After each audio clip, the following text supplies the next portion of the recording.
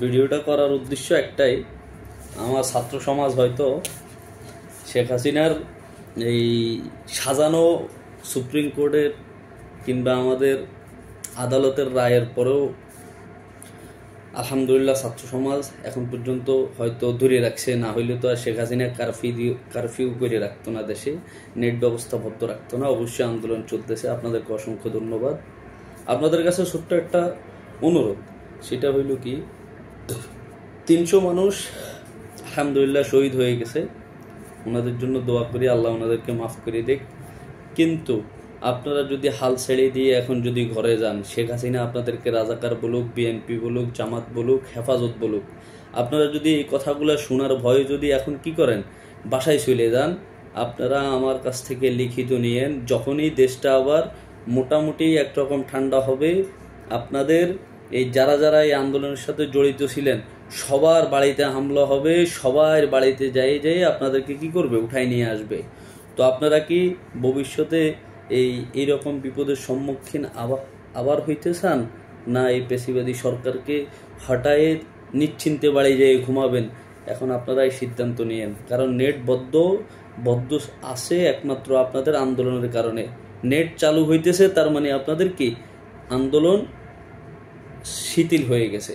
শেখ হাসিনা বুঝতেছে যে আপাতত কন্ট্রোলে আসতেছে। আমার কথা হলো, কন্ট্রোলে আসা মানে আপনাদের বিপদ বাড়া। আপনারা যত বেশি কন্ট্রোলে আসতে দিবেন, তত বেশি আপনারা নিজে বিপদে পড়বেন। 300 মানুষ শহীদ হয়েছে, আমার ছাত্র সমাজ 300 মানুষ শহীদ হয়েছে।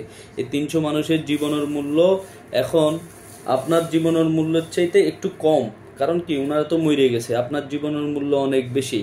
আপনি এখন এই 300 মানুষের শহীদের জন্য যদি আপনি কথা না বলেন, রাস্তায় না থাকেন, আগামীতে আরও 300 মানুষ, মানে আপনি নিজেও এইরকম, আপনার জন্যও কেউ কথা বলবে না।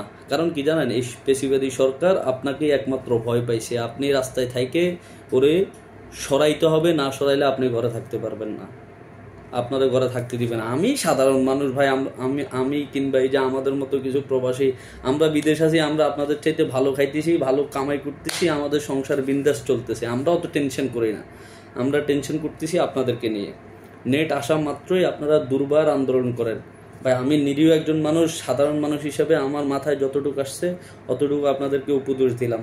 কারণ এই আন্দোলনের সাথে যতগুলো মানুষ জড়িত, সবার বাড়িতে হামলা হবে, সবার বাড়ি থেকে সবাইরে উঠাই নিয়ে আসবে। আপনারা দেখেন, যদি না হয় সেই সময় এসে আমার এই ভিডিওর নিচে কমেন্ট করে বললেন যে ভাই এমন কিছু হয় নাই বাংলাদেশে।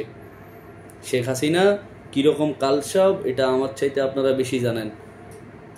ক্ষমতায় থাকার জন্য 30 লক্ষ মানুষ মেরে ফেলাবে, এই চিন্তা শেখ হাসিনা করে না। মরে যাক, আমার কি আসে যায়। কারণ এই 30 লক্ষ মানুষ বাইসে থেকেও আপনারা বাংলাদেশের জন্য কিংবা ওনার জন্য কি করবেন শেখ হাসিনা ভালো করে বুঝে। তো অতএব আন্দোলন করতেছেন, করতে থাকেন, হাল ছেড়ে দিয়ে বাসায় যাবেন না, অনুরোধ।